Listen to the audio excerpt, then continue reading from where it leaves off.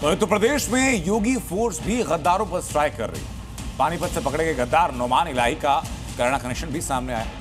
नोमान कैराना का रहने वाला है और जिस पाकिस्तानी हैंडल के टच में वो है उसका भी कैराना से नाता है। ऐसे में उत्तर प्रदेश में योगी फोर्स कैराना में डेरा डाल चुकी है, क्योंकि कहा यह जा रहा है कि वे आईएसआई जुड़े कई और लोग भी पकड़ में आ सकते हैं।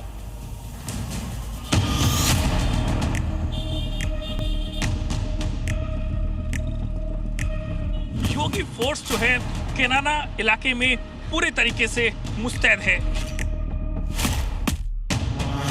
नोमान का कबूलनामा, हैंडलर इकबाल काना।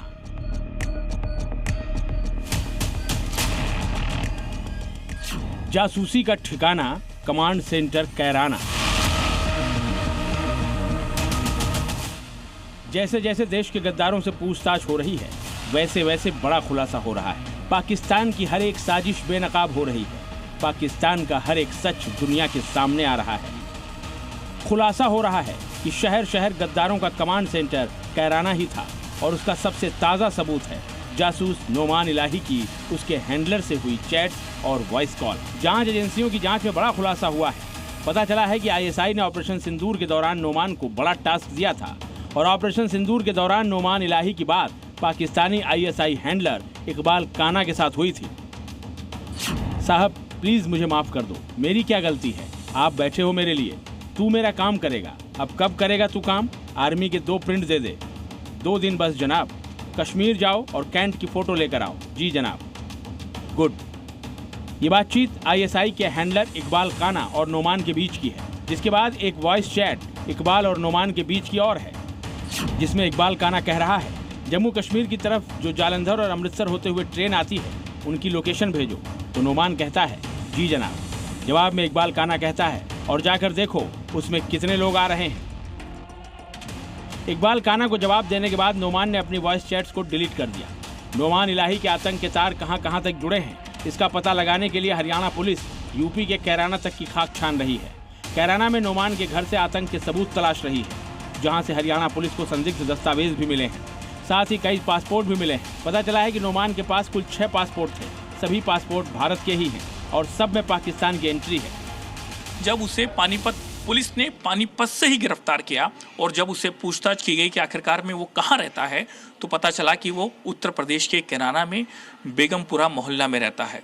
तो उसके बाद में पुलिस यहाँ पर आई, घर की तलाशी ली। जिस घर में ताला लगा हुआ है उस ताले को खोला गया और उसके बाद में इस घर से पुलिस को दस्तावेज भी बरामद हुए हैं जो कि संदिग्ध बताए जा रहे हैं। कई पासपोर्ट पुलिस को मिले हैं। तो अब इसको लेकर के एक के बाद एक जो कड़ियां हैं उनको जोड़ने की कोशिश हरियाणा पुलिस की तरफ से की जा रही है। यानी नोमान अलग अलग पासपोर्ट के जरिए पाकिस्तान जाता था। खुलासा हुआ है कि नोमान पाकिस्तान के रहने वाले इकबाल काना के संपर्क में था। रिश्तेदारों से मिलने के बहाने नोमान इलाही 4 बार पाकिस्तान गया। पाकिस्तान में इकबाल ने नोमान को आईएसआई अधिकारियों से मिलाया। नोमान के जरिए काना जम्मू कश्मीर की ट्रेनों की जानकारी लेता था।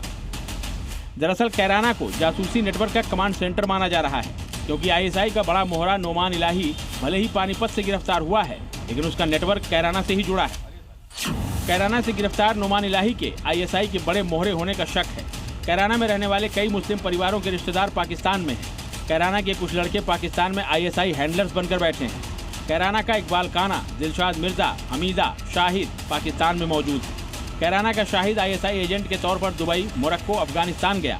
कैराना के शाहिद के पास आईएसआई के लिए एजेंट तैयार करने का टास्क है। हालांकि इस बीच कैराना में पुलिस बल की तैनाती बढ़ा दी गई है। उत्तर प्रदेश पुलिस जो है इस इलाके में लगातार मार्च कर रही है। एक विजुअल्स आप देख सकते हैं कि बड़ी तादाद में यहाँ पर यूपी पुलिस के जवान यहाँ पर तैनात हैं और ये जानकारी है कि इस इलाके में जो पैदल मार्च है वो यहाँ पर किया जा रहा है। भरी भरकम जो पुलिस फोर्स है उसको आप यहाँ पर देख सकते हैं और यही कोशिश है कि इलाके में सब कुछ शांतिपूर्वक बना रहे। उसको लेकर के योगी फोर्स जो है कैराना इलाके में पूरे तरीके से मुस्तैद है। पाकिस्तानी हमदर्द का पुख्ता इलाज किया जा रहा है। ये वो लोग हैं जो रहते भारत में हैं, लेकिन इनकी रगों में आईएसआई का टेरर नेटवर्क दौड़ रहा है।